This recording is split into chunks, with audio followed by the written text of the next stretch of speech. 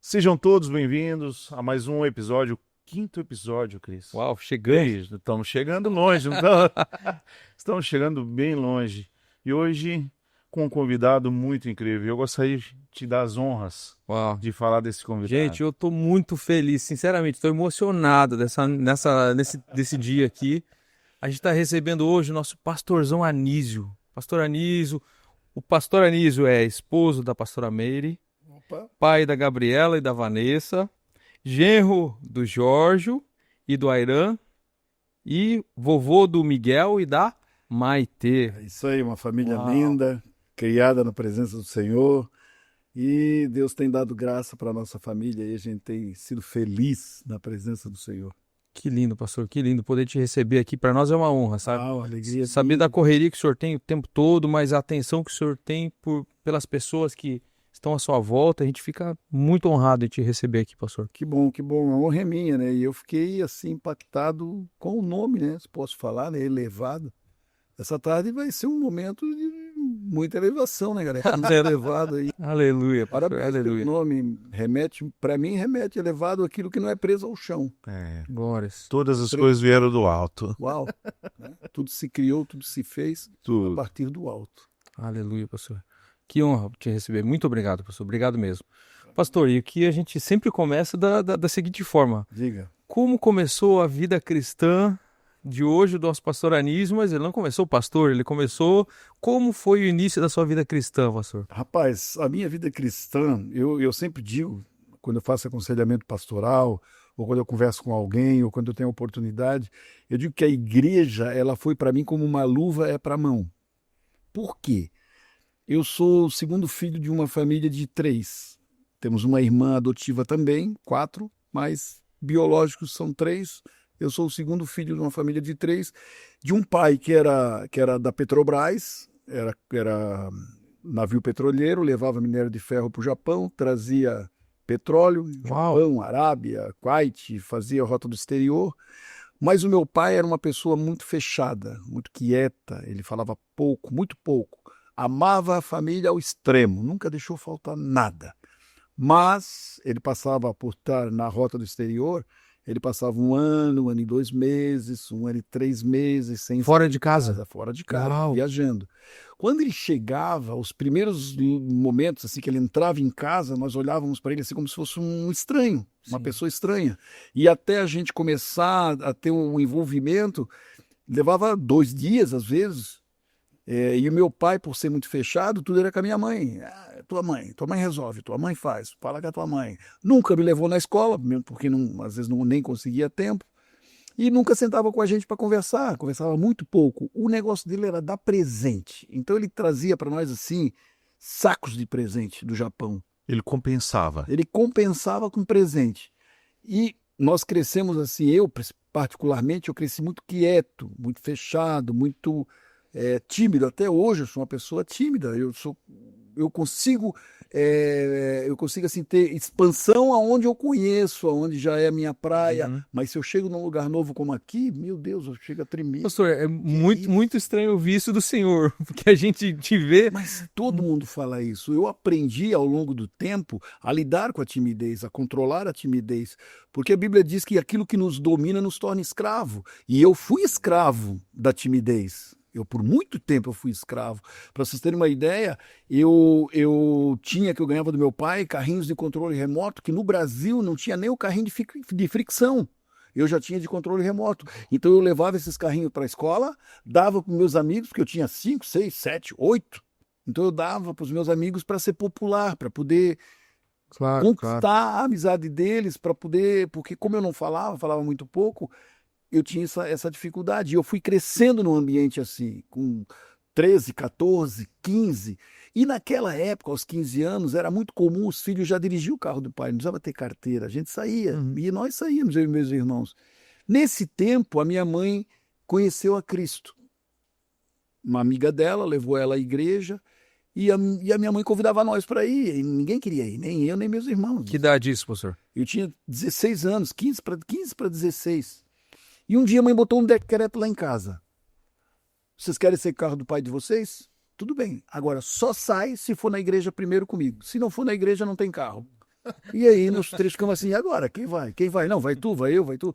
O meu irmão mais velho e o meu irmão mais novo, eles eram um e carne. Aí eles disseram assim, ó, vamos fazer o jogo do palitinho, quem perder vai. E os dois combinaram e eu que perdi. Aí eu tive que levar a mãe para a igreja. Mas não sabiam eles que quem ganhou fui eu. Eu ia falar, quem ganhou foi o senhor. Eu ganhei, na realidade. Porque quando eu fui para a igreja, pô, tímido, quieto, eu fui numa celebração de domingo com a minha mãe, pela primeira vez. Eu nunca tinha entrado Uma dentro. Assembleia de Deus que era? Não, na igreja quadrangular, Quadrangular. Rua Osmo Peixoto, ali Em na Itajaí. em Itajaí, uma transversal da Brusque com a Anitta Garibaldi. Então eu fui pela primeira vez ali, com 15 anos, mais ou menos, 15 para 16 anos. Quando eu entrei pela primeira vez, essa história é bem bacana. Eu entrei pela primeira vez com a minha mãe, e eu fiquei assim, paralisado. Quando começou o culto, naquela época, na Quadrangular, os amigos que vão ver esse podcast aqui, que são da Quadrangular, que são da minha idade da época, vão lembrar disso. Os juniores, eles iam à frente cantar no domingo. Juniores, adolescentes, os jovens faziam uma apresentação. E numa dessas apresentações, eu estava lá nesse domingo, a primeira vez, bem no corredor do meio, assim, olhando, quem eu vi? A pastora América, minha esposa, Uau. ela cantando. E eu fiquei assim, ó, bem na frente dela, assim, aí eu olhei para ela, Fixou os olhos. fixei os olhos nela Fita meus olhos, promessa. e disse uma frase. Eu falei assim, ó, eu cheguei a apontar, eu apontei assim, eu vou me casar com aquela loirinha lá, ó. Ah, meu Deus. Isso há quanto tempo? 15 anos. Eu tô com 60, 45 anos atrás. 45 anos atrás. Apontei o dedo e disse, eu vou me casar com essa loirinha. Aí eu peguei para minha mãe e falei, ô mãe, quem é aquela loirinha lá, mãe? Ela disse, aquela bonitinha, mãe, cabelinho de aritana. Aí a mãe assim, filho, não conheço. Aí eu disse, mãe, eu vou casar com ela. A minha mãe olhou para mim assim, disse, esse meu filho veio a primeira vez, uma ideia. Folgazas, ela pensou, né? E eu disse, eu vou me casar com ela. 8 anos depois, eu estava me casando com ela. Na mesma igreja, Na entrando mesma com ela. igreja, entrando com ela. E aquela palavra que eu liberei, Deus falou, amém, essa é a que eu preparei para ti. Só que aconteceu algo interessante, porque eu comecei a ir na igreja daí. Porque eu gostei. Eu vi a menina lá e disse, não, eu tenho que conquistar essa moça. Aí eu perguntei, mãe, como é que eu faço? O que faz? O que faz? Ela disse, olha, conversa com os jovens ali, daí eu meio tímido e tal. E quando acabava o culto, os jovens, eles saíam assim, cumprimentando todo mundo na igreja. E aí nós ficamos ali esperando a mãe e tal, e o pessoal veio me cumprimentar, eu já achei que ela já vinha, né, que a loirinha já vinha para me cumprimentar. Eu disse, não, o negócio está acontecendo. Mas não, vieram jovens, eu perguntei assim, a minha mãe perguntou, eu fiquei quietinho, né, fiquei tímido. A mãe assim, e quando é que os jovens se reúnem? Essa é sábado que vem tem. Eu disse, tô lá. E no outro sábado eu fui. Só que tímido de uma vez, eu fiquei meio assim constrangido de chegar. Aí um dos jovens me viu e chamou, já foi lá, me pegou pela mão. E aí eu percebi a facilidade de fazer amizade que era na igreja. Uma facilidade, todo mundo abraçando, todo mundo conversando.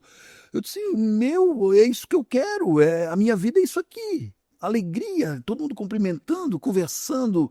Me receberam muito bem, eu de olho na loirinha. E aí eu fui conversar com a loirinha, ela não me deu bola. Nem olhou na minha cara. Fez de conta que eu nem existia. E eu assim, pô, todo mundo é bacana. Ela não vai ser, meu. Ela que eu...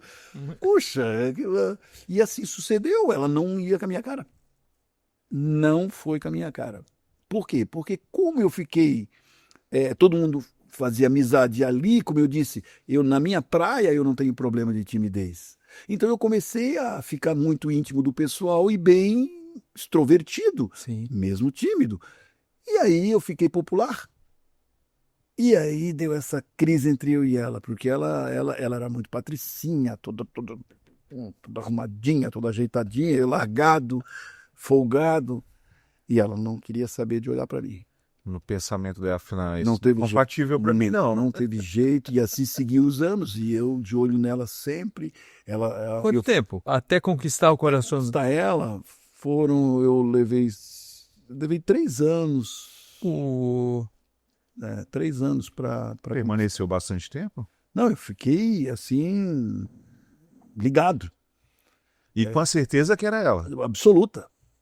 Vocês têm uma situação Aconteceu que, claro, a gente vai crescendo, aí vai ficando jovem, e aí começa. A princípio eu achei que não seria mais ela, porque ela não me dava bola, eu também não vou ficar correndo atrás, né? Uhum. Não dá, não dá. E aí comecei a namorar com uma menina chamada Rosemary, que era da igreja. E por incrível que pareça, eu namorei com 5 Rosemarys, ela foi a quinta. Tá brincando, pastor? 5 Rosemarys seguidas, assim, ó, em tempos diferentes, né? O pessoal pode estar pensando assim, pô, mas esse pastor era namorador. Não, não, não. No período de 3 anos eu namorei 5 Rosemary. E Deus, aprove a Deus que a última Rosemary foi a com que eu casei, a minha esposa. Há 45 anos atrás. 45 anos atrás. E comecei, então, na mocidade, muito tímido, né, ainda, bem extrovertido, mas eu ainda, por exemplo, assim, ó, vamos chamar alguém para cantar. Eu me escondia, vamos chamar alguém para abrir o culto. Eu me escondia, eu não queria aparecer, eu gostava de estar no meio ali, na muvuca, mas para fazer alguma coisa, estar à frente de alguma coisa, aí não tinha como, não dava, eu não conseguia. Eu ficava muito triste, eu me lembro que a primeira vez, porque como é que a mocidade fazia? Eles faziam assim, ó, vamos chamar o... Aí eu olhava assim, ó, vem cá, João, vem cá cantar um corinho com a gente. Aí o cara levantava e ia, né? E eu ficava me abaixando na cadeira assim, para que no Mas banho. não me chame. E não me chama. Aí um dia me chamaram. Meu pai. E agora? E eu pensei comigo assim, a vergonha de ficar vai ser maior do que a de ir. Claro. Porque o pessoal tirava sarro quem não ia. E eu levantei e fui. E quando me deram o microfone, que era só para apresentar uma canção e cantar um corinho com o pessoal, eu passei muito mal. Naquele dia, quando eu cheguei em casa, eu chorei muito. E aí eu fui eu olhava o espelho assim e dizia, como que tu não consegue? Se tu fala com todo mundo, quando chega lá na frente, que mico que tu pagasse, olha só a vergonha que tu fez, eu vou ter que lidar com isso. E aí comecei em casa eu treinar, para se me chamasse de novo eu não passar tanta vergonha. E fui treinando, até que as coisas começaram a acontecer, você vai se acostumando, você vai interagindo, vai participando dos retiros. Aí no retiro era mais fácil, porque no retiro era só os jovens. E as coisas foram acontecendo assim na minha vida. Meus irmãos não chegaram aí na igreja. Não queriam levar a sua mãe para a igreja. Então eles não... Mas aí nós combinávamos assim, no início, né? Ó, eu levo a mãe, deixo a mãe na igreja, fico com ela lá, depois eu saio, pego o carro e nós saímos. Mas se encontramos em outro lugar aí, porque a mãe não queria que eu levasse ele junto comigo, os dois, né? Mas eu saía passear. E assim a minha vida foi crescendo dentro da igreja. Fui entendendo que era o amor de Deus, fui entendendo o que era paternidade, e as coisas aí foram dando certo. Aí, depois de um tempo, quando eu comecei a namorar com a minha esposa, aí ficou mais fácil ainda. Eu fui o primeiro namorado dela, graças a Deus que ninguém se atentou, né? Eu cercava muito ela, né? Eu ficava sempre cercando. Protegia, fala. Protegia. Nas fotos eu sempre tentava... A promessa nas fotos, aquelas fotos de grupo, de jovem, eu sempre procurava ficar perto dela, né? Eu botava o braço assim, não encostava nela, mas botava o braço meio que assim para parecer que eu estava com o braço no ombro dela. Quem olhava a foto assim, dizia, foi esses dois. Eles têm a ver, eles têm a ver. Eu tentava fazer assim um meio campo para que ninguém chegasse, né? Ninguém chegasse ali. Eu ficava, Senhor, se tu prometeu para mim, eu acho que tu vai cumprir, né? Porque como é que menino de 15 anos aponta para uma menina que vai se casar com ela? E casei mesmo.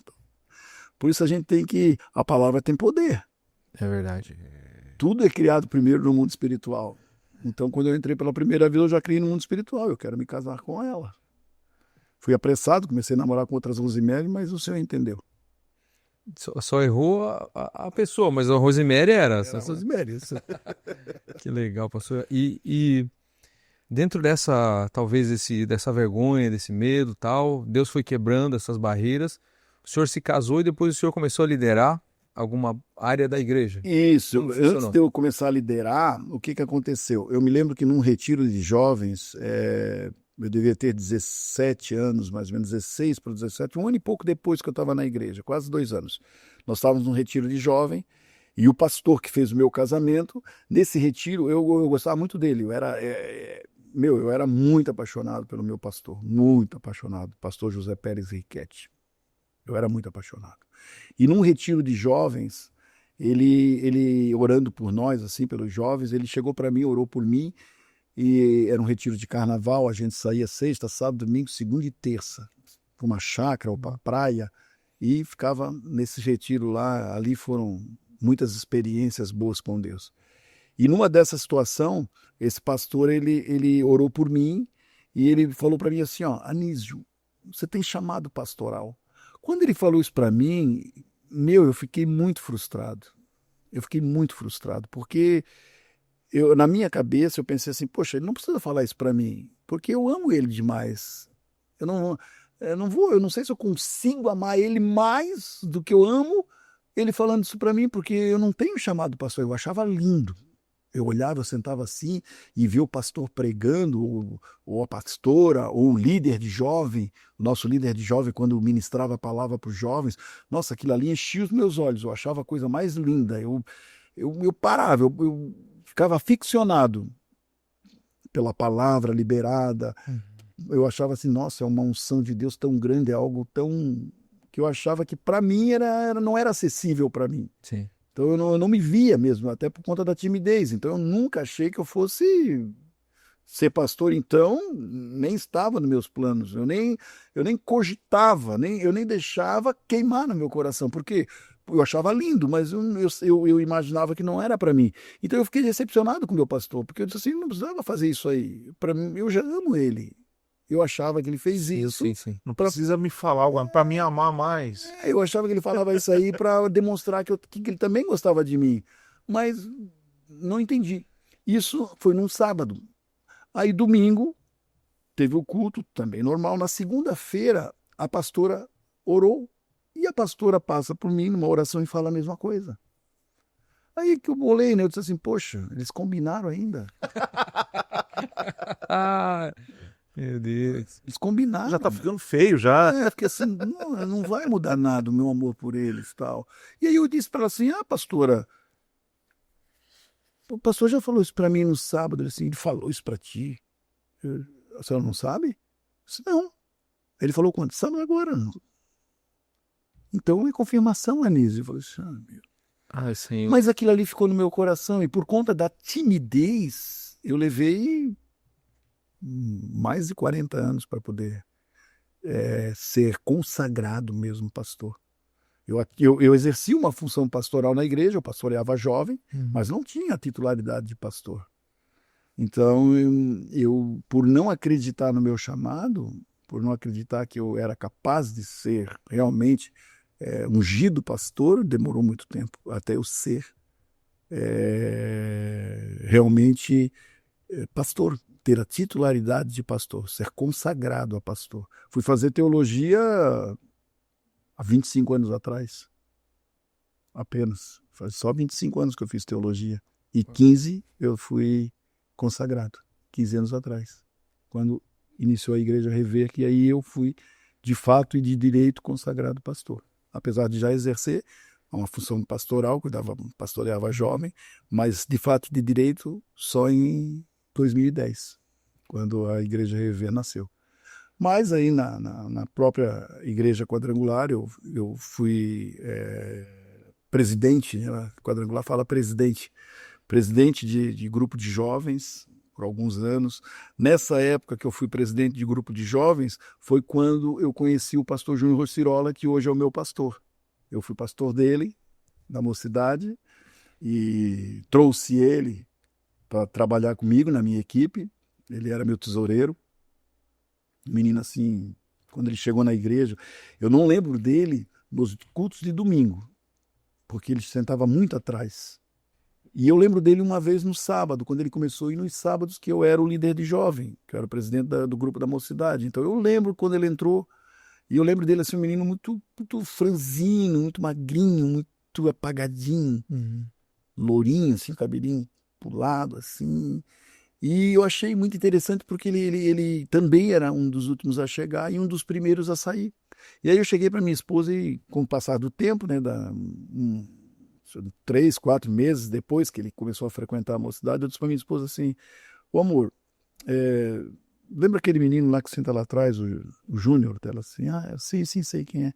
Ele assim, pois é, eu estou pensando em botar ele para trabalhar comigo na mocidade, o que tu acha? Ela disse, mas ele é tão quietinho, ele não fala nada. Estão na dele. Mas como é que ele poderia colaborar com a... Eu falei assim, eu boto ele como tesoureiro. O tesoureiro não precisa falar nada, só cobra. A gente faz as cobranças, ele só... E aí eu fui falar com ele. Só que ele percebeu que eu ia falar com ele. E quando eu ia falar com ele, ele esquivava, ele saía. Fugia. Eu que terminava o culto, então eu terminava o culto, e uma vez eu terminei o culto, fiz um sinal para ele. Eu fiz o sinal, ele cupe.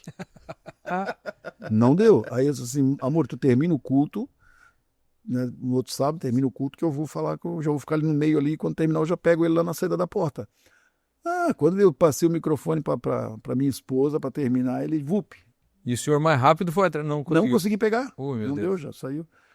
Aí eu peguei ele numa outra situação, eu fui por trás assim, esperei na porta, quando ele chegou para sair, eu preciso falar contigo. Ele abriu Agora assim, não tem como correr. Não tem como é. Ele ficou assim me olhando.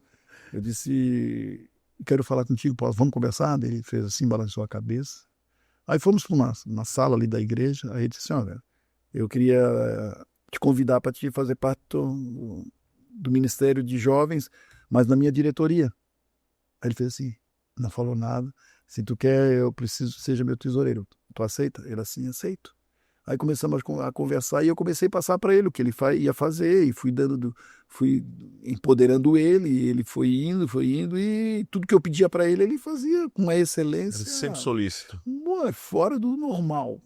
Fora do normal. Ele dava um jeito de fazer além daquilo que eu pedia. E eu comecei a pegar isso nele. E aí eu comecei a empoderar ele. Aí fui empoderando. Aí botei ele para fazer a abertura de culto. Mas o senhor não sabia nada da história dele antes dessa conversa? Nada. Não sabia do contexto? Da história, não sabia do pai violento que ele tinha. Nada disso. Isso eu fui sabendo com o passar do tempo, né?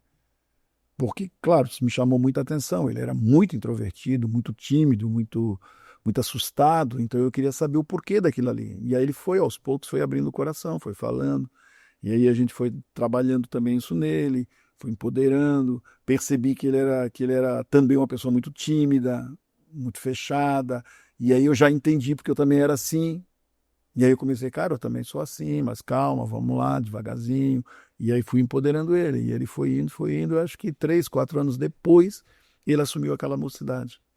Eu me lembro até que na época, quando eu fui falar para o nosso pastor que eu iria para grupo de homens, né? Daí o pastor disse assim, tá, mas e agora que a mocidade cresceu, e a mocidade realmente tinha crescido bastante, aí eu disse, não, mas fica tranquilo porque eu já tenho uma pessoa para ficar à frente, daí, assim, que é o Júnior. Não, o Júnior quase nem fala, não, já deixa, ele vai dar conta. E aí o Júnior assumiu a mocidade. Aí na primeira pregação dele, no primeiro dia, o primeiro sábado que ele foi liderar, aí ele trouxe a palavra, tudo. Aí um menino, um jovem, né? Ele levantou assim depois da celebração, depois do culto todo, foi bater perto dele assim, chegou perto dele e falou assim: Júnior, deixa eu dizer uma coisa para ti. Tu não vai dar conta de liderar a nossa mocidade. Eu acho que deverias desistir. Uau. Tu não tem perfil para estar à frente da juventude. Ele ficou arrasado. Nossa, ficou muito arrasado. Aí chorou bastante, a gente acalentou. Me lembro que o pessoal acalentou ele bastante. Eu não estava nesse dia eu não estava. Mas eu sei que o pessoal acalentou bastante, conversou e ele não desistiu, ele continuou. Eu acredito que foi 4 a 5 anos depois, quando ele também estava passando a mocidade para outra pessoa, esse mesmo jovem, na hora da despedida, ele trouxe um pergaminho, assim, a coisa mais linda, um pergaminho, todo enrolado. E ali tinha algumas frases de efeito que o Júnior mesmo falava durante as ministrações. E ele disse assim, Júnior, deixa eu dizer uma coisa para ti.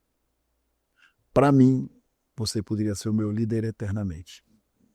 Então, a mudança, né? O mesmo menino que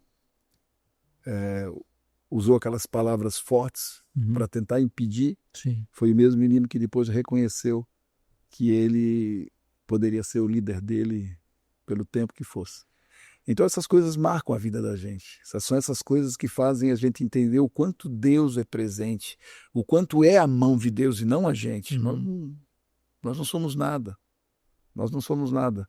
Eu até muitas vezes eu costumo falar que assim, poxa, por que Deus gosta tanto dos improváveis? né? Você pode ver, ó, ele trabalha muito com os improváveis. E eu fui perguntar um dia para ele, Senhor, por que tu gosta tanto dos improváveis? Né? E aí ele falou assim, porque eu era um improvável. Por isso que eu gosto dos improváveis. Porque na busca eu não conseguia encontrar gente melhor. Só os improváveis. Então os improváveis são aqueles que o Senhor usa, vai usar. Gideão era improvável, Davi era improvável, um monte de improvável. E o Deus usou. Assim é só se colocar para que a gente possa entender, né, que não somos nós, né? É através de nós. É total dependência dele. É total dependência. Se você viver uma dependência de Deus, as coisas vão acontecer. Você só precisa entender o time de cada momento. Porque, como eu disse para vocês, por eu não entender o meu time, que eu poderia ter sido pastor há muito mais tempo. Por eu não entender esse time, mas aí foi uma coisa minha. O Senhor não deixou de me usar. Ele me usou por muito tempo. Mas eu poderia ter feito mais. Sim. Eu poderia ter feito mais. Mas, enfim, Deus sabe todas as coisas. Houve tempo ainda para que eu pudesse entender o chamado dele pastoral. E assim, então, me render totalmente e fazer essa obra de uma forma à frente, então, junto com o pastor Júnior, à frente de uma igreja, que é apenas 15 anos. Às vezes as pessoas dizem, nossa, pastor, o senhor se converteu com 15 anos e a pastora há quanto tempo? E quando eu falo, eu sou pastor de titularidade há 15. Que? Parece assim que o senhor sempre foi pastor? Não. Exerci alguma função, mas à frente da igreja, juntamente com outro pastor titular, 15 anos. E Deus sabe todas as coisas. E nessa época, a gente também às vezes instiga assim para lembrar de alguma conversa ou alguma história engraçada, né? Que o senhor tenha e que o senhor lembre dessa época, assim, o senhor consegue lembrar de alguma coisa, talvez até a respeito do pastor Júnior com o senhor ou alguma coisa que aconteceu. Situações engraçadas acontecem todo o tempo, né? O pastor Júnior, ele é uma pessoa muito ativa, né? Eu brinco, ele não é nem 220, ele é 380, ele é trifásico na veia, né? E para trabalhar com ele, para caminhar com ele, tem que ser numa velocidade igual, não dá para ficar muito... Ele é muito ativo, ele está o tempo todo, pensa uma coisa, daí já muda, já faz e segue. E eu me lembro que nós tínhamos uma viagem para fazer para São José dos Campos, com alguns pastores. Nós íamos numa conferência lá e estava acontecendo uma greve de caminhoneiro. E nós pegamos os carros, o pessoal quer nos levar para o aeroporto, saímos na BR, a BR trancada, porque tinha trancado a BR. Fomos para ir no ferryboat, trancado. Aí pensamos, vamos lá na Barra do Rio. Barra do Rio tem aquela balsinha. Chegamos na Barra do Rio lá, trancada. Ele pegou e disse, não, deixa os carros aqui, vamos atravessar de balsa, do lado de lá a gente dá um jeito. E no meio de atravessar de balsa a pé, ele já foi nos carros e pedindo carona. E nós ele já foi falando, pessoal, e tinha um cara com uma pampa. Aí ele assim, não, tu precisa nos ajudar, porque nós estávamos tudo com mala. Todo mundo, cada um com uma mala, nós tínhamos umas 13, 14 malas. Meu Deus. A comitiva assim, grande. Grande. Ele assim, não, faz o seguinte, ó, tu bota as malas na tua Pampa aqui, era uma Ford Pampa, e leva a minha esposa, vai contigo até o aeroporto lá, ele espera a gente. E aí, o cara não, tá. Aceitou. Ele não dava a oportunidade da pessoa dizer não. Ele já foi pedindo o carro do cara e já foi falando, e o cara aceitou, e aí a pastora Michele entrou no carro com o rapaz lá, enchemos a Pampa de mala, umas 14, 15 malas, e ela já foi para o aeroporto. Aí ele vai, para outros 2 carros na própria balsa, já foi arrumando, eu sei que no final sobrou 5 pastores, 4, 5 pastores. Aí ele vai num carro do pessoal que ia para a fábrica de peixe. Ai. Carro tudo cheio de gente que ia trabalhar no peixe. Ele parou a Kombi lá e, não, mas cabe mais 4, vamos botar nós aqui, levar nós. Não, cara, eu tenho que ir tenho que levar esse pessoal para limpar o peixe. Não, mas dá tempo, tu leva lá e depois... E assim foi, botou nós dentro daquela Kombi de peixe lá e fomos para Navegantes do aeroporto, né? A pastora Michele chegou antes. Aí que tá a cena muito engraçada, que ela chegou, uma Pampa, 15 malas, aí os carregadores lá, tinha um carregador, disse, não, deixa com a ajuda da senhora, pegou e os carrinhos, foi botando as malas no carrinho, perguntou para ela assim, nossa, a senhora vai ficar muito tempo fora? Ela disse, não, final de semana só. Quase nada. 15 malas. Mala aí. E naquele dia a gente chegou e conseguimos pegar o avião. Acho que 2 ou 3 pastores só foram no outro voo, mas a gente foi, eu sei que o pessoal deu certo. Eu não lembro quantos pastores eram, mas eu sei que deu tudo certo, conseguimos. Aí nós embarcamos no voo assim, disse, meu Deus. Nós não, eu, ele, minha esposa e a pastora Michele pegamos o mesmo voo. Os outros pastores pegaram um voo depois, mas todos chegamos no destino. Fosse qualquer outra pessoa, não, desiste, não vamos mais, deixa pra lá. Não, ele sempre fala assim, ó, não existe, não dá. Existe, falei com a pessoa errada. Então, cenas assim engraçadas acontecem, volta e meia acontecem essas cenas engraçadas e a gente vai vivendo e vai rindo. E fazer uma pergunta. Passou um tempo liderando o Júnior. E Como é ser pastoreado pelo Júnior hoje? Uau, boa pergunta. Ser pastoreado pelo Júnior é você ser esticado ao máximo que você pode, porque ele tem essa característica de esticar o líder. Ele estica mesmo, ele extrai de você o que melhor você tem. Por isso que eu digo, com ele não existe não dá. Existe, falei com a pessoa errada. Se vai conversar com ele, se ele pediu uma coisa para ele, diz, não, isso não dá, pastor. Não, mas nem fala isso para ele, essa palavra não existe. É perder tempo. É perder tempo. Então, quando eu liderei ele, eu tenho uma forma de liderar, ele tem outra, totalmente diferente as nossas formas de liderar. Mas a gente sempre brinca que nós somos feijão com arroz, que deu muito certo. A gente caminha junto há 32 anos. Uau. 32 anos. Nunca tivemos uma discussão. Nunca ficamos de cara feia um com o outro. Nunca teve uma desavença. Sempre foi uma interação muito bacana. Por exemplo, quando nós começamos aí, a igreja, claro, foi crescendo. Antes, né, na igreja que nós estávamos, na quadrangular. Então, daí nós dividimos, multiplicamos a mocidade. Ele ficou com os jovens, eu fiquei com os adolescentes. Então, ele cuidava de jovens, eu cuidava de adolescentes. Mas nós fazíamos o retiro juntos. Então, ele cuidava de toda a parte espiritual. Toda a parte espiritual do retiro era com ele. E todo o operacional era comigo. Eu cuidava do operacional, ele cuidava do espiritual. Temas do retiro, as canções, as ministrações. E aí ele ministrava no sábado, eu ministrava no domingo, e às vezes eu ministrava também na abertura na sexta, ou ele, segunda a gente ia se revezando, mas sempre sábado era sempre ele, domingo era sempre eu. E os outros dias a gente se revezava.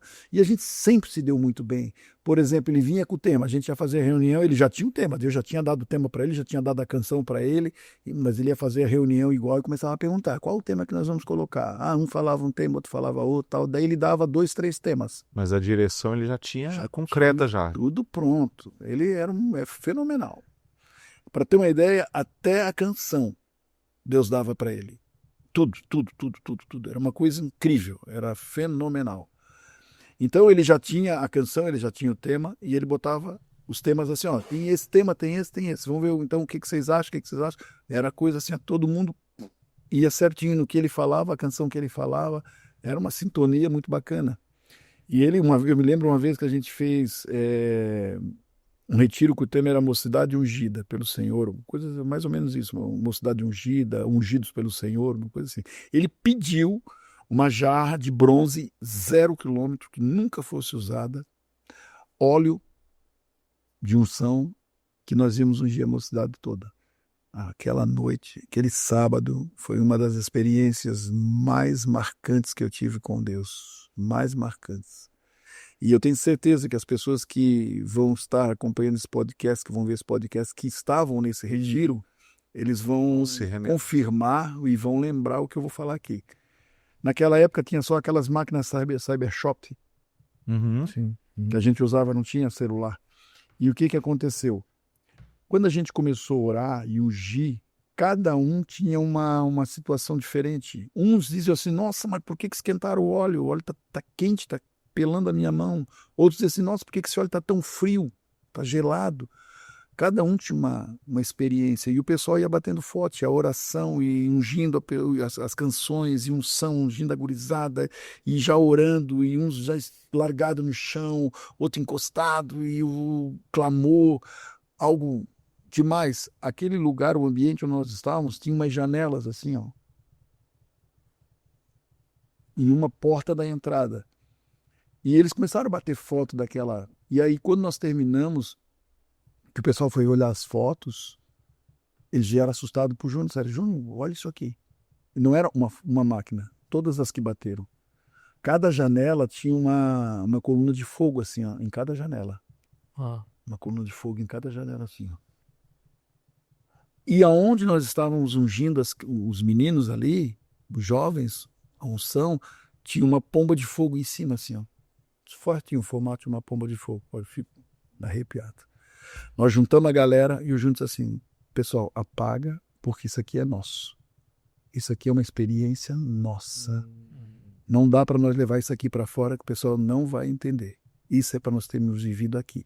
E aí, cara, a gente já tinha acabado a oração, já começou tudo de novo. A gente virou uma vigília praticamente, da unção de Deus. Eu me lembro assim que naquele dia, naquele sábado, assim, nós estávamos assim, sei lá, cerca de 120, 130 jovens, 40 foi batizado com o Espírito Santo. Os outros 60, 80 já eram batizados, mas assim, ó, batizou quase 100% daqueles que não eram batizados com o Espírito Santo.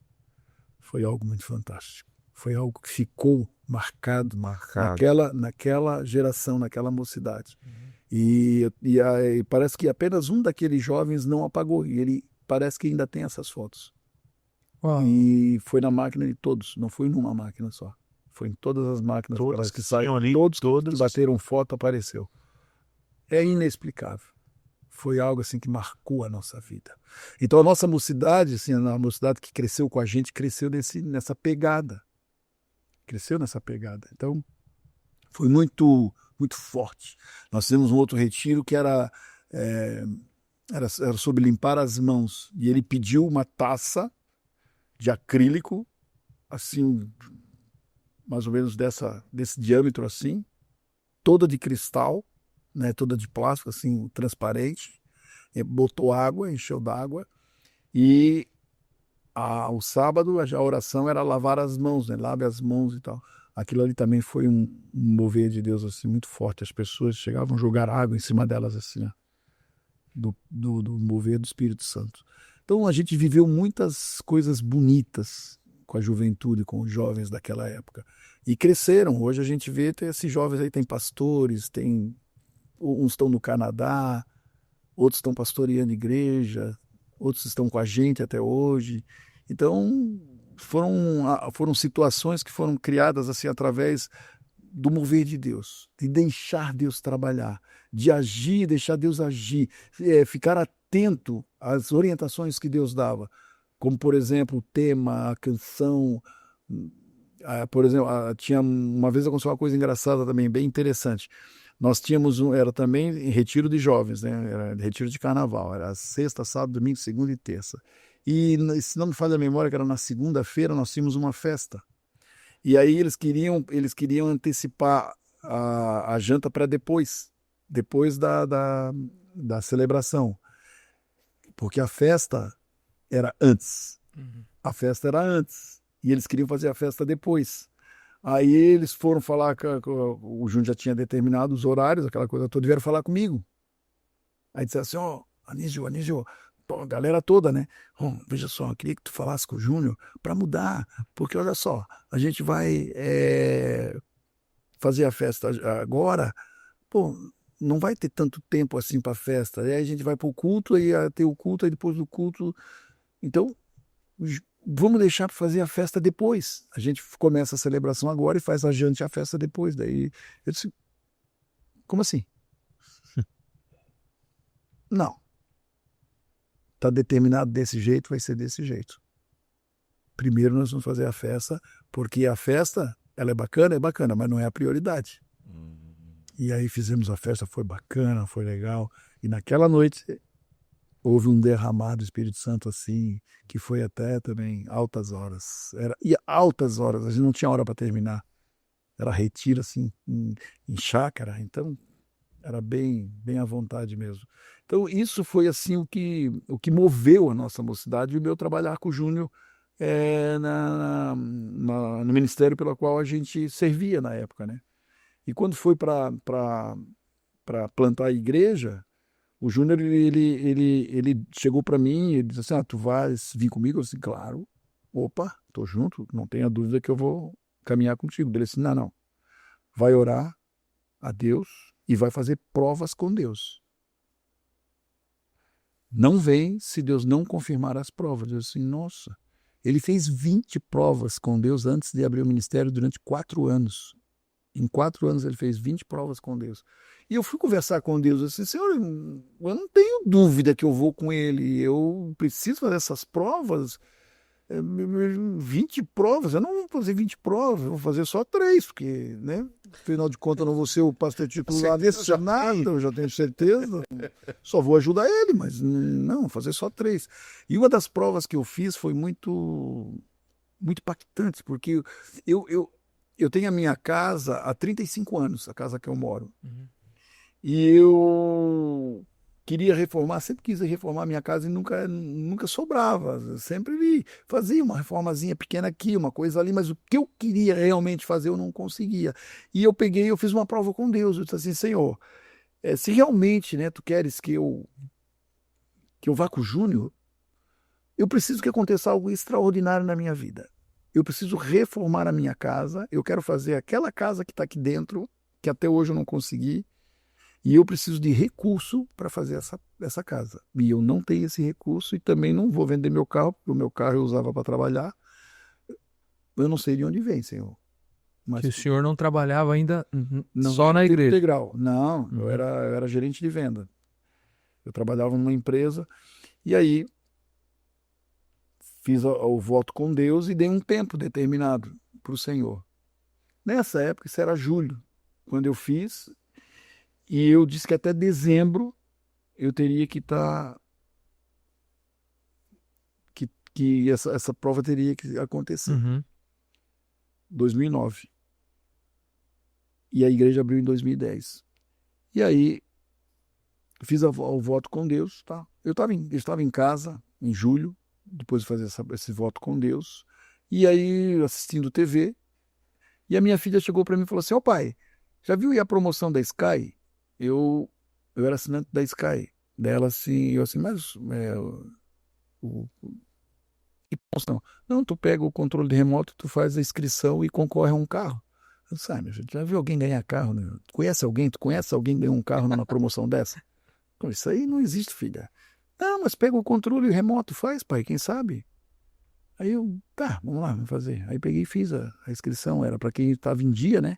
Era em dia com a sorte, o nome do programa. E eu, por lá, preenchi todo pelo controle da televisão mesmo, preenchi e tal, enviei, tudo certo. Isso foi julho. Passou agosto, setembro, outubro, novembro. Novembro, eu estava trabalhando de carro, aí tocou meu celular, aí eu fui atender. Até tem uma coisa engraçada nessa situação.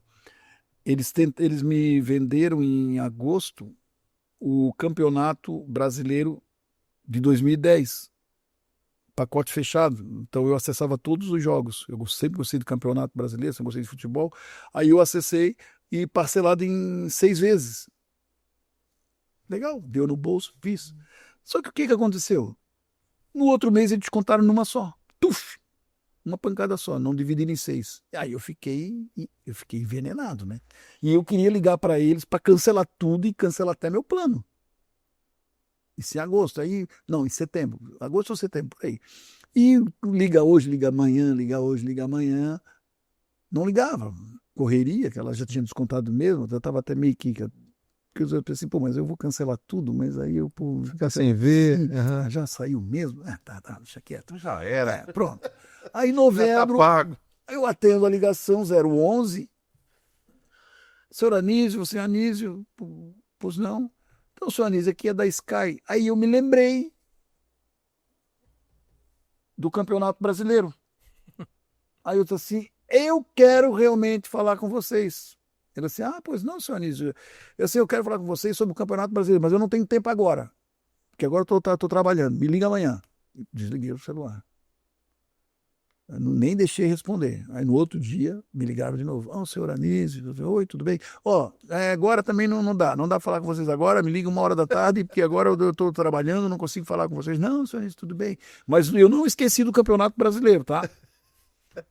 Não, senhor Anísio, tudo bem, a gente vai conversar com o senhor.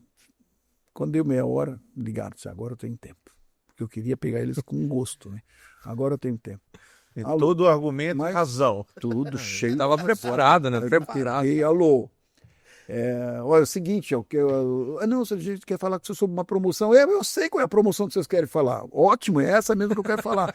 É a promoção do Campeonato Brasileiro que vocês me... Não, mas, escuta, por favor, vocês vão escutar agora. Primeiro vocês escutam, depois vocês falam. Deixa eu botar a minha ira para fora. Peraí. Olha só, o Campeonato Brasileiro, vocês me ofereceram, foi lá em junho, tudo bem, agora é novembro. E assim, o que aconteceu? Vocês me falaram em parcelar em 6 vezes, vocês me descontaram numa só. Eu já estou bem bravo. Olha, eu estou quase pensando em cancelar tudo. Não, senhor Anísio, não é sobre isso que a gente quer falar. Não, mas eu quero falar sobre isso. Não, a gente pode resolver isso. A gente quer falar sobre a outra promoção. Outra promoção? Vocês querem enfiar mais uma promoção nas minhas costas? Não, por favor, não quero saber de promoção nenhuma. Tá tudo certo, deixa assim como tá. Não, senhor Anísio, é a promoção em dia com a sorte. Em dia com a sorte. Que em dia com a sorte? Eu nem lembrava mais. Em dia com a sorte que o senhor fez em julho. Aí lembrou da filha? Aí eu lembrei da filha, lembrei. Aí eles assim, em julho o senhor participou e o ganhador de novembro é o senhor ganhou uma Tucson, 0 km. Quando ele falou uma Tucson, eu peguei e falei assim, não. Não, brincadeira, vocês têm... Cara, golpe agora essa hora? Como é que vocês sabem tudo isso? E desliguei o telefone. Desliguei. Eu falei, cara, como que esses caras são audaciosos, cara? Como é que eles sabem de tudo isso? Eles são muito ligeiros. Aí me ligou de novo, 011 ainda, eu atendi de novo. Alô? Senhor Anísio, caiu a ligação? Não caiu a ligação. Eu desliguei. Isso aqui é golpe, gente. Não, senhor Anísio, não é golpe, não. O senhor foi o ganhador. Eu falei assim, tá, ganhei a Tucson. O senhor ganhou a Tucson. Eu falei assim, tá, ganhei a Tucson. Pronto, então eu ganhei. O senhor ganhou. Sou o ganhador, sou. Tá, vamos lá. O que eu preciso pagar? Para quem que eu tenho que depositar? O que vocês precisam para poder liberar esse carro? Me passa assim, eu vou ter que passar senha de alguma coisa, vou ter que depositar um valor antecipado, né, para poder, de repente, trazer o carro, não é isso? Não, senhor Anísio, não, o senhor vai receber o carro na concessionária da Hyundai, na Praia Brava, assim, no dia tal, já tá. Como o senhor demorou muito para nos atender, a gente teve que já começar a meio que adiantar. Eu fiquei em silêncio, cara. Aí eles assim, seu Anísio, eu falei, oi. Ô, gente, isso não é golpe não, gente, por favor. Seu Anísio, entra na internet e entra lá na Sky, o seu assinante, entra lá, premiação em dia com a sorte. Eu falei, tá. Eu posso entrar, mas aí eu tenho que desligar o celular. Não, senhor, fica à vontade, gente, já liga pro senhor de volta. Eu falei, tá. Aí peguei e entrei. Em dia com a sorte. Anísio era o ganhador. Ai, amada. Aí eu lembrei do voto. Eu já tinha carro. Eu vendi o carro e reformei a casa e fiz o que eu queria. Já foi assim, ó. Conseguiu reformar a casa? Reformar a casa. E aí tava ok. Tava ok. Eu disse, não, o senhor realmente é fantástico. E aí fui com o Júnior. As outras 2 provas foram provas que eu fiz também com o senhor também confirmou. Aí eu estava pronto para a gente começar a trilhar com a Igreja Reviver. Em 2010 eu participei. A Tucson eu ganhei em 2009, novembro de 2009, ela já era no 2009, 2010. Em 2010, aí, em abril de 2010, 10 de abril de 2010, a gente plantou a Igreja Reviver. Primeira celebração, nós convidamos bastante amigos, tal, tinha 240 cadeiras. Naquele sábado tinha lotado, a igreja super lotada, e aí nós felizes da vida, a igreja lotada, que coisa linda, a gente já começou com a igreja lotada, que coisa maravilhosa, sábado à noite, em 2010, 10 de abril. Chegou dia 11 de abril, domingo, primeiro culto, 19 horas, 8 pessoas. Aí a realidade. A realidade. 8 pessoas, meu Deus. 240 cadeiras. E assim foi indo, a igreja começou a crescer, quando aí de 8 passou para 15, passou para 20. Quando tinha 20, a primeira vez tinha 20, assim que a gente contou, porque era 8, 10, 12, 8, 10, 12, de repente 8, 10, 12, 20. 8 a mais. Nós assim, nossa, a igreja tá cheia. Tá lá, entrávamos, eu ficava no estacionamento só olhando os carros, já conhecia os carros dos irmãos, já sabia quem era, ficava na porta, aquela alegria. E a igreja foi crescendo e hoje é o que é. E Deus sempre foi botando o chão enquanto nós dávamos o passo. Caminhar por fé é colocar o passo e esperar que o Senhor coloque o chão. Quando Pedro saiu do barco, Deus ele não endureceu a água para Pedro botar o pé. Ele endureceu a água porque Pedro colocou o pé. É diferente. Se Pedro não coloca o pé, a água não endurecia, porque não fazia sentido endurecer a água se Pedro não botasse o pé. Então, primeiro Pedro precisou botar o pé para a água endurecer.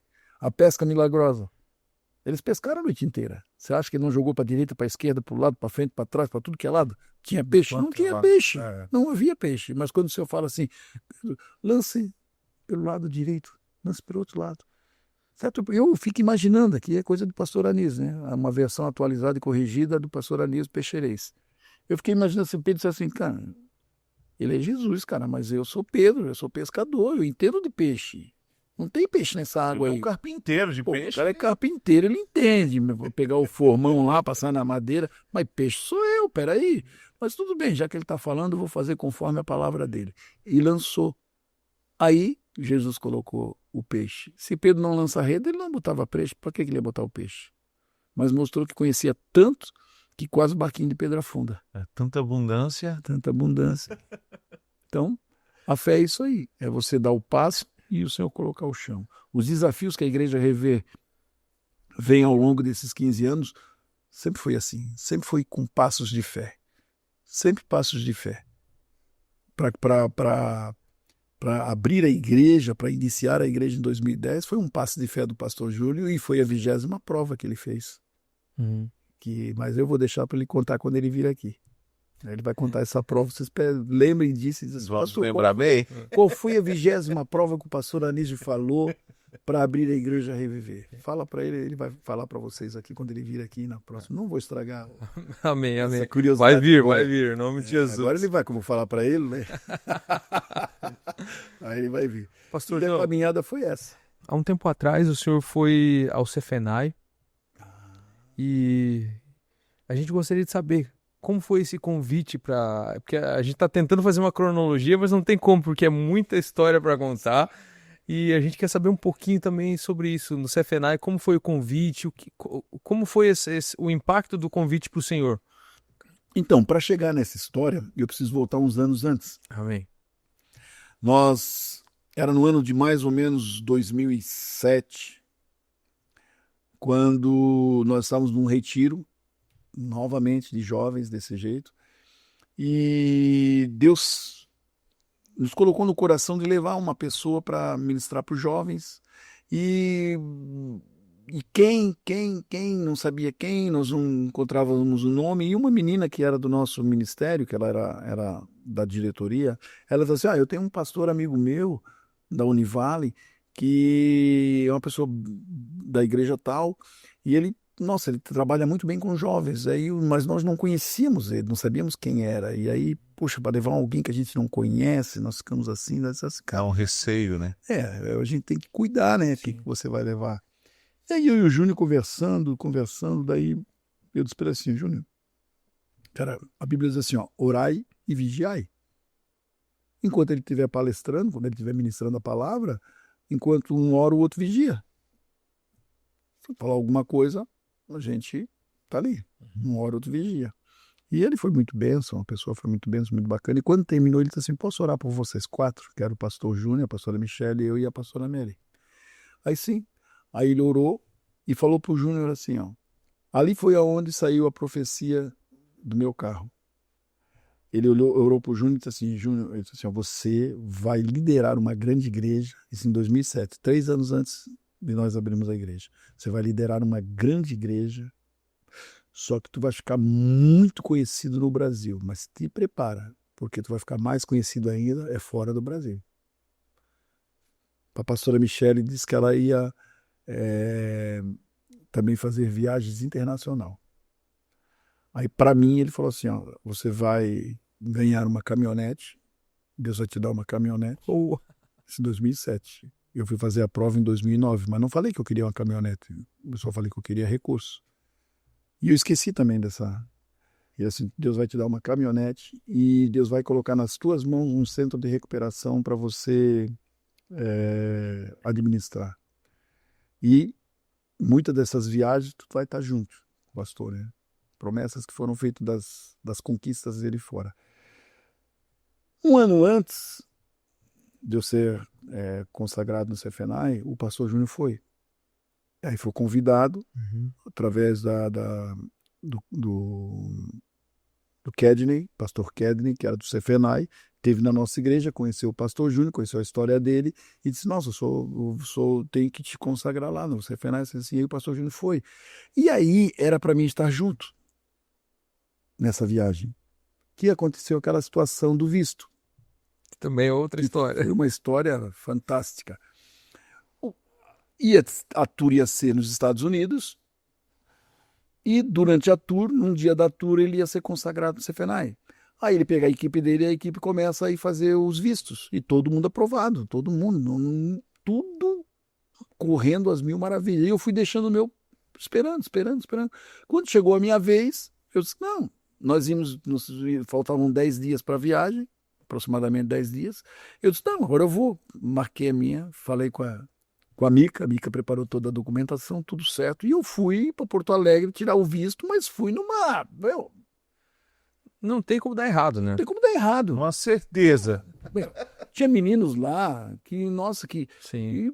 não tinha, assim, humanamente, não tinha como ser aprovado e foi aprovado. Então eu pensei, poxa, pastor, vice-presidente, pastor executivo, pô, não tem como dizer não para mim, né? Eu já fui rindo, já estou nos Estados Unidos. E quando fui para a entrevista, eu peguei um cônsul que mal falava português, ele falava o português, mas tinha dificuldades com muitas palavras. Ele não era um exímio falador de português, não dominava o idioma. Então, eu tinha algumas coisas que eu comecei a explicar para ele entender o que eu queria. Porque ele falou assim, o que você quer fazer nos Estados Unidos? Eu disse, eu fui convidado pelo meu pastor presidente a participar de uma tour Vencedores. Aí ele, tour, o que é isso, tour? Não, tour é uma, comecei, nós vamos estar em algumas apresentações de algumas igrejas, tal. Mas apresentação, como assim apresentação? E aí, cara, aí o negócio foi criando corpo na conversa. Então, cada pergunta dele, eu tinha que meio que tentar explicar para ele como é que funcionava, porque na fala direta ele entendia, mas não entendia. Eu sei que no final ele olhou para mim e disse assim, não, seu visto foi negado. Eu disse assim, como assim? Eu falei, como assim? Não, seu visto foi negado. Sério? Sim, seu visto foi negado e não falou mais nada. E eu, não, mas eu... Não falou. Devolveu meu passaporte. Eu saí dali arrasado. Eu vim chorando de Porto Alegre a Itajaí. Era uma quinta-feira. Chorando de Porto Alegre a Itajaí. Peguei pastor, meu visto não foi aprovado. Ele disse, mas não pode, Anísio. Como, cara? Poxa. Domingo, nós na celebração, depois do culto, jantando, eu disse, pastor, realmente não vai ser dessa vez. Mas não está batendo isso. Porque eu vou ser consagrado pastor no CFNAI e tu tem que estar presente, porque tu estava presente quando foi dada a profecia. Tu tem que estar presente. Não existe, não dá. Eu falei, pastor... Não existe, não dá. Você já viu na palavra dele? Não existe, não dá. Eu falei assim, mas pastor, como? Marca de novo para a semana que vem. O cara me ligou agora. Ontem. Não, vê com a Mica, vai ter semana que vem. Pode ligar para ela, vai ter, marca de novo, vai semana que vem. Pastor, mas mesmo que eu for semana que vem, mesmo que for aprovado, a viagem daqui era 10 dias, já não era mais 10, era daqui 7 dias, pastor. Eu falei, vou deixar bem claro para ti. Eu vou pela tua palavra. Pela tua palavra eu vou. Pela minha não. Eu não iria mais. Aí até brinquei, aí riram de mim, tiraram sarro, porque eu falei assim, olha, nem quero mais botar meu pé nos Estados Unidos. Os Estados Unidos não me merece. Os Estados Unidos não me merece. Os Estados Unidos vai mudar, porque eu não vou pra lá. Os Estados Unidos vai perder, porque eu não vim pra lá. Não, eu fiquei. E aí, marquei com a Mica pra outra quinta-feira. E fui. Meu, quando eu entrei lá no consulado, até chegar para a entrevista, é como se eu tivesse ido para um pelotão de fuzilamento. Eu olhava assim as famílias rindo, brincando, porque iam, né, tinha o visto e eu estava triste. Eu ia chorando praticamente. Mal, mas muito mal. Muito mal. Quando chegou a minha vez, assim que eu estou na fila, bem na minha frente estava o dito cujo. E eu disse, cara, eu não vou poder pegar esse cara de novo, né? O mesmo? O mesmo cara na minha frente aqui, são uns 8 ou 9, né? E aí a moça que estava liberando, ela liberava, abria a vaga, ela mandava. E aí tem o cara aqui, em quem eu fui, bem na minha frente. Eu disse, ai meu Deus, tomara que não seja aqui, tomara que não seja aqui. Quando a moça pega, alguém chama ela se vira para atender a pessoa lá, o cara daqui saiu. Aí eu gelei. Quando o cara daqui saiu, eu disse... E aí, quando ele foi levantar a cabeça para olhar para mim, o do lado saiu também. Aí eu peguei... Fui no do lado. E a moça pegou, se virou e mandou o rapaz ir nesse. Daí eu fiquei lá do lado. Era uma moça. Falava eximiamente o português. Aí ela pega e faz a mesma pergunta. Ela ficou olhando na tela do computador uns 7 minutos. Paradinha, olhando. E eu ali, ó. Meu, foi uma gelado. Uma eternidade. E eu olhava assim. Ai, meu Deus. Eu só orando, Senhor, vai na frente, Pai. Vai na frente, Senhor. E fechava o olho, abria o olho e ela não olhava. Eu sei que depois de uns 5, 7 minutos, assim, parecia uma eternidade, ela chega para mim e faz a mesma pergunta. O que você vai fazer nos Estados Unidos? O que você quer ir nos Estados Unidos? Eu vou dar a mesma resposta. Aí eu fui convidado pelo meu pastor para participar de uma conferência em Dallas. Aí ela assim, você falou na semana, você esteve aqui semana passada? Eu falei, sim. Foi reprovado seu visto. Eu falei, sim. Mas você falou na semana passada que você é uma tour vencedor. Sim, é isso aí. O tema da conferência é tour vencedores. Esse é o tema dessa conferência. Aí ela falou assim, e aí ela... Aí depois ela fez a segunda pergunta, a mesma pergunta que ele fez. E essa tour vencedora, você falou semana passada sobre um livro, Café com Deus Pai? Eu falei, sim. Café com Deus Pai. Ela assim, mas vocês vão divulgar esse livro? Eu falei assim, não, peraí, não foi isso que eu falei.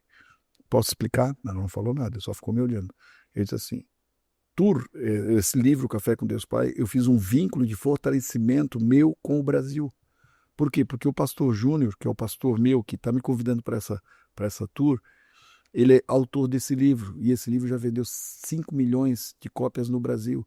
Então ele é um livro muito conhecido no Brasil. E eu falei que eu faço parte da mesma igreja que ele é o pastor, ou seja, eu usei o livro como um vínculo de fortalecimento dos meus laços em Itajaí, no Brasil, e não nos Estados Unidos, que eu estou indo com ele só por conta da conferência. Aí ela não falou nada.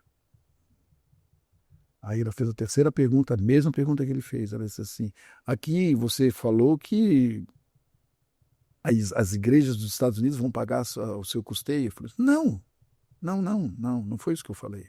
Eu disse que toda está sendo custada por mim mesmo e pela igreja ao qual eu sou pastor, com o salário que eu recebo. As igrejas que estão nos recebendo não irão nos pagar nada. Ela não falou nada. Aí fez mais 2 perguntas dela mesmo, perguntou se eu já tinha feito viagem internacional, aí eu falei, perguntou se eu tinha filha, 2, e aí no final ela olhou para mim e disse assim, o seu visto foi aprovado. Questão de 5 dias, assim, ó, de uma quinta, 7 dias, de uma quinta para outra quinta. Aí, cara, eu saí muito feliz da vida, e aí vai chegar onde a pergunta que você me fez. Quando nós saímos, viajei, fui com o pastor Júnior, ele foi consagrado lá. Deram um jantar para nós. Depois, no jantar, esse pastor Kedrin, que levou o pastor Júnior, ele veio conversar comigo. E ele disse assim, o pastor Júnior comentou comigo que tu foi pastor dele, me conta essa história. E aí eu contei a história de como ele chegou. Aí ele olhou para mim, não, Ano que vem é você que vai ser consagrado. Você não pode ser tão importante na vida dele. Não tem como não levar você também. Não tem como não consagrá-lo, você e sua esposa também. Vocês fizeram parte da história dele. E aí, no outro ano, que foi esse ano agora, a gente foi consagrado no Sefenai como pastores também nos Estados Unidos. E aí minha esposa daí foi esse ano fazer o visto, né? E aí ela foi rapidão, foi fácil. Não teve uma emoção. Não teve as emoções radical. que eu tive, nada. Porque eu vou dizer uma coisa pra você, não foi fácil. Eu conversei com um monte de gente, as pessoas diziam assim, Anísio, eu falei com um amigo meu, um conhecido meu, que ele também especialista. Ele disse assim, Anísio, assim, ó, deixa eu te explicar mais ou menos como é que funciona. Se você cair no mesmo, ele vai olhar e vai dizer assim, cara, eu já reprovei na semana passada, não tem problema, ele nem ia nem conversar contigo, ele ia dizer assim, ó, seu visto está reprovado, está cancelado, ia te devolver, se tu for no mesmo. Se tu for num outro, o que ele vai fazer? Ele vai ficar na frente da tela do computador, vai te analisar, vai ficar um tempo ali analisando, e eu lembrei dele quando ele falou isso.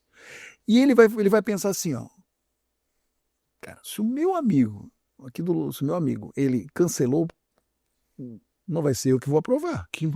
Por que eu vou aprovar, se ele já cancelou? Então a probabilidade dele de cancelar, cara, é gigante. 99%, para não dizer 100%. E eu fui com essa que ia ser cancelado. Mas chegou lá, Deus aprove não cancelar. E aí o pastor Júnior, viu por que eu mandei você? Porque eu sabia, você tinha que participar da minha posse, porque você estava junto quando eu recebi a profecia. Então, fazia parte. E eu falei, nossa, é verdade. Então, direção de Deus. Eu não teria ido, por mim eu não teria ido, eu não queria mais ir. Mas Deus sabe todas as coisas. Eu fui pela palavra que o meu pastor me liberou. E quando ele liberou uma palavra, eu disse, opa, peraí. Por mais que eu seja osso duro de roer, eu tenho que entender que eu estou debaixo de uma palavra. Obediência. Vocês falaram de coisas engraçadas, eu lembrei de uma cena muito engraçada que aconteceu na igreja. Isso eu sou obrigado a falar. Logo que nós começamos, a igreja começou a crescer. E aí chegou uma pessoa que estava caminhando já com a gente já estava alguns meses com a gente. Daí ele pediu uma audiência com o pastor Júnior. Daí ele chegou para o pastor Júnior e falou assim, pastor Júnior, assim, ó, eu já estou vindo na sua igreja já faz uns 4 meses, mais ou menos, né? E da igreja que eu vinha, eu era isso. Eu fazia aquilo. O senhor conhece fulano de tal? Aí o pastor, opa, sim, foi meu professor. Pois é, quando ele pensava em ser, eu já era. Então eu quero saber o que eu vou ser na sua igreja. Grandão. Aí o pastor olhou para ele e falou assim, olha, querido, aqui eu sou servo, os pastores são servo, e você, se quiser ficar aqui, vai ser servo também. Se precisar lavar banheiro, você vai lavar banheiro. Começa por aí.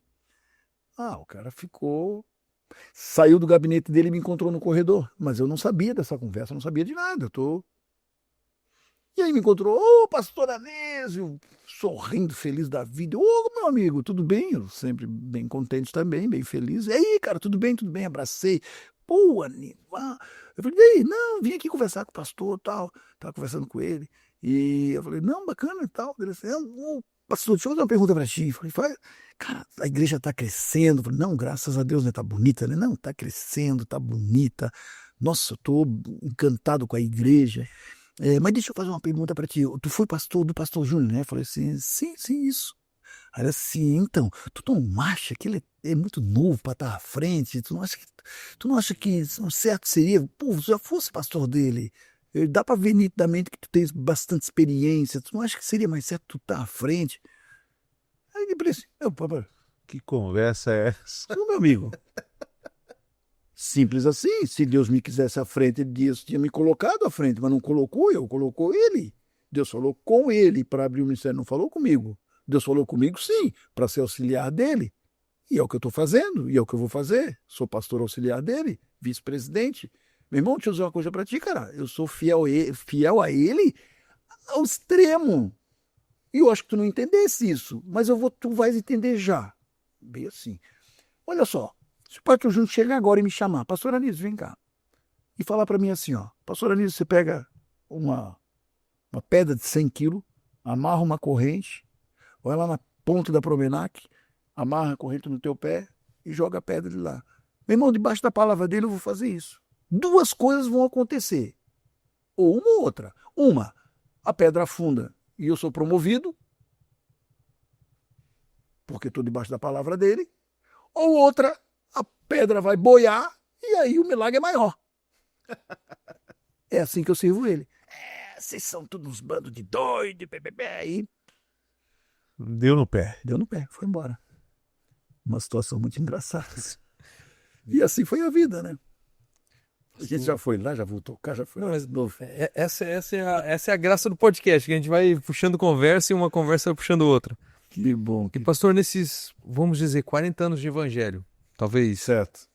o que fez o senhor preservar o seu coração até hoje, pastor?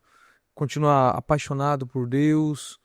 O que o senhor falaria hoje para essa nova geração que está chegando? Ou talvez esses que estão permanecendo, mas hoje estão sem força? O que o senhor falaria para essas pessoas hoje que o senhor poderia trazer um ensinamento para eles? O que manteve o pastor Anísio até hoje? Legal.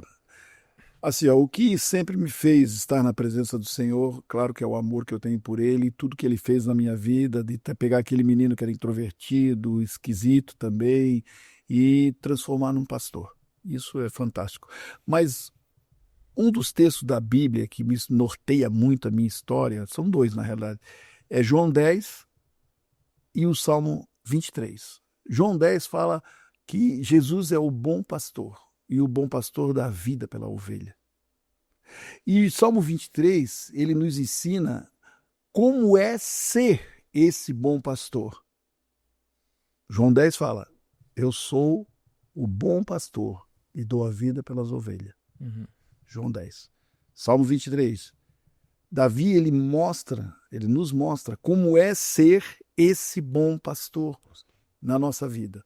Ou seja, eu tenho que entender que começa o Salmo 23, o Senhor é o meu pastor e nada me faltará. Ora, se Ele é o meu pastor e se eu acredito nisso, eu sei que Ele vai estar à frente. Se Ele está à frente, eu estou abaixo. Se eu estou abaixo, eu tenho que obedecer. Eu sempre tive eu servi a Marinha durante 4 anos e pouco. Eu fui militar, fui marinheiro. Uma coisa, a Marinha serviu para mim como uma luva serve para a mão. Aprender a ser obediente. Aprender a obedecer. Isso para mim, foi o que mais valeu na Marinha. Eu aprendi na Marinha a ser obediente, que é horário para levantar, horário para dormir, horário para comer, horário para tomar banho, horário para tudo. E se tu não aprende, não tem jeito. Eu fiquei 4 anos, eu fui obrigado a aprender na marra. Então, eu aprendi muito sobre obediência na Marinha. E eu entendi muito bem que se eu tenho um Deus que é o meu pastor, eu sou ovelha. Se eu sou ovelha, eu tenho que obedecer. E aí começa a entrar no Salmo 23. E o versículo 4 é o mais difícil de entender, porque é o mais dolorido, é o mais forte. Porque fala assim, ainda que eu passe pelo vale da sombra da morte, não temerei. Olha só, então eu entendo que eu vou passar pelo vale da sombra da morte. Você vai passar pelo vale da sombra da morte. Em algum momento, você vai passar. Só que o Senhor não vai te livrar de passar pelo vale da sombra da morte. Ele vai te livrar no vale da sombra da morte. É ali que Ele vai te livrar. Então, todas as vezes que eu passei por uma luta, por uma dificuldade, por algo que eu achava não conseguir passar, eu me agarrava ao versículo 4 do Salmo 23. Ainda que eu passe, Senhor, eu estou passando, mas aqui não é o meu lugar. A tua palavra diz, tua vara e teu cajado me consolam. Então me consola porque eu preciso sair desse lugar. E todas as vezes Ele me tirou desse lugar. Então a obediência vem em primeiro lugar. Se você não consegue obedecer, você não consegue seguir. Se você não segue, você vai ficar para trás. Um desobediente, ele não O desobediente não tem uma regra de vida. Então, a obediência, para mim, eu acho que é o que mais me manteve perto do Senhor, porque eu também fui uma ovelhinha, às vezes, rebelde. Claro, eu tive meus momentos de rebeldia, mas eu entendia muito bem, porque todas as vezes que eu tive os meus momentos de rebeldia, o Senhor, com aquele cajado, me puxava. E eu entendia que eu estava sendo puxado e tratado por Ele. Queridos, assim, para vocês entenderem assim claramente, nós, depois que conhecemos a Deus, nós passamos a ser uma peça estragada para o mundo. A gente não serve mais para o mundo. A gente é uma peça estragada. O diabo não quer o cristão no mundo. No mundo ele quer o cristão para quê? Apenas para ser escravo. Você vai ser um escravo. Eu me lembro que eu fiz uma vez com o pessoal fazer uma pesquisa de campo. E aí o pessoal era no shopping, no mercado, perguntar para as pessoas qual a sua denominação. E eu só pedi para eles só marcar duas denominações, crente e católico. Quem é crente, quem é católico. E observamos que de cada 10 pessoas entrevistadas no shopping e no mercado, se não me falha a memória, acho que era o Angeloni na época, de cada 10, 8 era católico, 2 era crente. 8 católicos, 2 crentes. Depois eu peguei e mandei fazer a mesma pesquisa com morador de rua. De cada 10 moradores de rua, 8 era crente, 2 era católico. Não tinham denominação formada. Poxa, peraí. A estatística era para ser a mesma. Se no shopping eu encontro 8 católicos e 2 crentes, na rua tinha que encontrar 8 católicos e 2 crentes. Não, eu encontrava o contrário. 8 crentes e 2 católicos. Aí o Senhor me respondeu, o ladrão vem para matar, roubar e destruir. Como ele não pode matar a vida, tirar a tua vida, porque ele não é detentor da morte, ele escraviza você aonde você está. Agora, recentemente, nós temos o nosso capelão, que faz culto nos presídios. E nesse início de ministério, eu fui nos presídios. Eu fiz os cultos lá também com ele. E numa dessas idas minhas, eu fiz essa pesquisa. E eu descobri que a cada 10 presos, 8 ou é crente ou é filho de crente. Você já consegue identificá-la pelos nomes, né? Ezequiel, é Mateus, é Tudo. tudo. Bem assim. Aí o que eu entendi? É essa peça estragada para o mundo. O mundo não quer, o Satanás não nos quer bem no mundo. Então ele nos escraviza. Por isso as pessoas sofrem. Por isso as pessoas estão largadas. Estão morando na rua ou na prisão. Olha só, eu tive 2 irmãos. Meus 2 irmãos foram presos. Com a minha mãe crente. Eram filhos de crente. O mais velho e o mais novo. Os 2 passaram pela cadeia. Por quê? Por não aceitar a palavra, por fugir da palavra.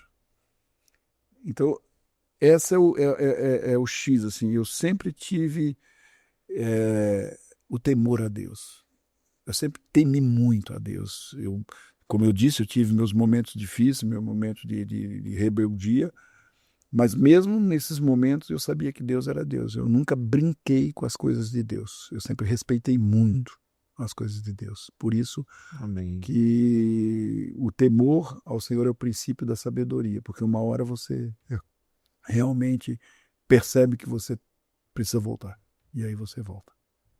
E esse coração obediente, mesmo às vezes você não entendendo, mesmo às vezes você não vendo, achando que está sozinho, você continua obedecendo, porque essa é a nossa garantia, né, pastor? Nossa, e milagres, né? Vivi muitos milagres na minha família. A minha filha, a mais velha, a Gabriela, com 9 meses, ela começou a ter convulsões espontâneas, do nada. Você sabe, casalzinho de novo, primeira filha, convulsões espontâneas. Senhor, e agora? O que é isso? E fomos durante quase 4, 5 meses. Aí ela recebeu a cura. Foi curada. Foi algo assim extraordinário. Serviu para alguns milagres na família. O meu sogro, ele sempre foi cristão, mas ele não concordava com dízimo. Tudo era excelente. Falava em dízimo, ele recuava. E quando a minha filha estava doente, um dia no hospital, ele fez um voto com Deus. Ele disse: Senhor, a partir de hoje eu vou ser dizimista. Curando ou não curando a minha neta, eu vou ser dizimista. E ele não esperou a neta ser curada para ser dizimista, não. Ele passou a ser dizimista. Primeiro ele deu o passe. Primeiro ele deu o passe e começou a ser dizimista. Então, 4 meses depois, a minha filha foi curada. Amém. Então serviu, e até hoje, meu sogro é dizimista e vive o extraordinário com salário mínimo de aposentadoria. Ele é minha sogra. Tem sua casa própria, tem seu carro e vive bem. Para vocês terem uma ideia, da pandemia, ele ligava para mim: Anísio, passa aqui em casa e pega o meu dízimo e leva para a igreja para mim, porque eu não posso ir por causa da pandemia. Olha só. Aí, recentemente agora, a minha neta, filha da minha filha, que teve convulsão lá com 9 meses, a minha neta começou com convulsão. E eu não entendi nada. Eu falei, Deus, como assim, Deus? A minha filha agora é minha neta. Só que eu entendi uma coisa. Quando a minha filha teve, que foi curada, eu não quebrei essa maldição. Eu não fiz uma oração de quebra de maldição. E a minha neta, eu não lembro quantos meses ela tinha, mas era próximo disso também. Começou com convulsão espontânea também. Igual a minha filha. E nós começamos a orar. Começou no dia da semana da virada. E aí poxa, eu vou ter que viver tudo isso de novo, Senhor. Nós começamos a orar. No dia que a minha esposa estava no hospital com a minha neta, ela tinha que fazer a intercessão da semana da virada. E a intercessão dela era cura. E ela disse para ela assim, amor, eu acho que não vai dar para mim estar, você vê outra pessoa para fazer no meu lugar, porque eu tô aqui no hospital com a Maitê, não vai dar tempo de eu sair. Aí a Maitê teve uma crise, aí o médico disse, não, vamos ter que botar ela na UTI, vamos ter que levar ela para UTI. E levaram ela para UTI, e aí o médico disse assim, a senhora não pode voltar para casa, porque só vai ficar sua filha na UTI, a senhora não pode ficar. Aí a Mary disse, entendi. Aí a Mary veio, tomou banho e foi para a celebração e fez a intercessão de cura. E foi uma coisa fantástica. E vivimos esse extraordinário. Aí ela voltou para casa, daqui a pouquinho, de novo, ela convulsão, volta para o hospital. Isso foi, eu acho, 4 vezes. Na 4ª vez, ela teve uma crise de mais de 15 minutos de convulsão. A minha filha desesperada, a minha esposa desesperada. E aí começamos a orar e pedir que isso terminasse. Poxa, os médicos ficaram tudo apavorados, porque uma convulsão de 15 minutos é uma coisa que é muito... É terrível isso. E aí a minha esposa, assim, na hora, pegou e disse para minha filha assim, dá ela aqui para mim, dá ela aqui no meu braço. Pegou, trouxe ela pro braço, assim. Olhou para ela e começou a cantar. Deus está aqui, tão certo como o ar que eu respiro. E a minha neta foi voltando e dormiu no braço dela. Foi algo assim extraordinário. E daquele dia em diante ela não teve mais convulsão. E quando ela veio para casa, Deus falou claramente para mim, reúne a família e faz uma oração de quebra de maldição. E aí nós fizemos lá em casa, com a família toda reunida. Eu, minhas filhas, meus genros, minha sogra, meu sogro, minha cunhada, minha concunhada, juntamos a família e oramos e quebramos aquela maldição ali para que aquilo não avançasse. E a partir dali minha neta, porque a médica conseguiu entender uma coisa, toda vez que a imunidade dela caía, a convulsão entrava. A primeira vez foi, não vou lembrar assim na ordem certinha, mas uma vez foi com o H1N1, uma vez foi com esse que a gente usava máscara lá, o Covid, uma vez foi Covid, outra vez foi outra dessas crises. Então sempre que... E agora, poucos dias atrás, né, a minha neta também teve uma laringite, aquela coisa toda, a imunidade caiu, mas nós ficamos firmes. Não, Senhor, nós sabemos que vai, porque nós confiamos na palavra. E ela foi hospitalizada, passou acho que 4, 5 dias e voltou para casa e não teve nenhuma convulsão. Então a gente entendeu que foi curada realmente. Então são essas coisas assim, ó, segue, não tema. Não tema, vai acontecer. Deus vai. O mesmo Deus que permite você passar pela prova é o mesmo Deus que te tira dessa prova. Ele permite. Ele não tenta ninguém, mas ele permite. Há uma permissão. Por quê? Porque a palavra está ali na palavra. No mundo tereis aflições. O Senhor é meu pastor, nada me faltará. Mesmo que eu ande no vale da sombra da morte, ele vai estar comigo. Ele não livrou Sadraque, Mesaque e Abednego de estarem na fornalha. Ele livrou na fornalha. Eles foram para a fornalha. Ele vai prover aqueles que ajudam, mas também ele provê aqueles que atrapalham, para que a gente possa continuar avançando. Exatamente. Então, é você entender o time de Deus, o tempo do Senhor. Entender que existe o nosso tempo, que é o Cronos, e o tempo do Senhor, que é o Kairos. Um é diferente do outro. Eu não posso querer no meu tempo, eu tenho que querer no tempo do Senhor. E entender esse time é que faz a gente viver na presença do Senhor e essa alegria de viver com Deus. Se Deus fizer, ele é Deus. Se não fizer, continua sendo Deus. E a vontade dele é boa, ela é perfeita e é agradável. É isso. Assim a gente vive na presença do Senhor. Uau. Aí dava pra gente conversar até o ano que vem, né? Meu Deus, não. Meu Deus, tá vendo, pastor? A gente conversando antes ali em off. O que que eu vou falar aqui? Falei, pastor, quando a gente começar a conversar, esse microfone ele tem uma Meu algo que começa. Não, eu estava muito preocupado, que eu disse, meu Deus, o que que eu vou falar? Mas assim, ó, quando a gente chega no final do nosso podcast, que é chamado Elevado, a gente tem não uma pergunta, mas a gente deixa o nosso convidado falar a respeito de um lugar elevado ao qual Deus o levou. E porque muitas vezes nós, no início da nossa vida cristã, olhando, é uma montanha muito alta para a gente subir. E quando a gente chega, não que a gente chega no final já, Entendi. mas quando a gente olha de outra visão, a gente começa a ver e fala, uau, como eu fui tão fraco em pensar tanta coisa, em fraquejar. O que o senhor diria hoje do pastor Anísio, falando para o pastor Anísio de 40 anos atrás, de um lugar mais elevado hoje? Então, olha só, se eu olhasse a minha trajetória assim, né, vamos ver um filme aqui, está passando a minha trajetória toda, eu entendi claramente que os níveis que o Senhor me levou, os elevados que eu tive na presença do Senhor, foram necessários e precisos para que hoje eu pudesse ser o que eu sou. Sim. É uma construção. O elevado, ele vai sendo uma construção de um dia de cada vez, um momento de cada vez, porque senão nós não teríamos estrutura Uhum. para aguentar aquilo pelo qual o Senhor quer nos dar. Sim. É um pai que é amoroso e ele quer realmente nos dar o melhor e quer nos realmente colocar em lugares altos, em lugares elevados. Agora, o chegar a esse lugar elevado não depende dele, Uhum. depende de cada um de nós. O tempo depende daquilo que eu responder àquilo que ele me colocar às mãos. Uhum. E eu entendi isso. Então, e o Anísio daquela época, bem no início, ele não entendia isso. Ele se assustou com a ideia de ter um chamado pastoral. Mas se eu não recebo aquele chamado naquela época, com aquele, eu não iria entender para frente também. Sim. Então eu precisei ser alertado lá para no correr e no caminhar eu entender que eu poderia sim chegar e que era só uma questão de tempo. Então, quando eu vi que era uma questão de tempo, eu disse assim, Senhor, então, já que é uma questão de tempo, é no teu tempo. Uhum. Que aconteça no teu tempo. E aí foi acontecendo, dentro daquilo que ele programou. Fui a pastor, eu sofri um acidente em 2001.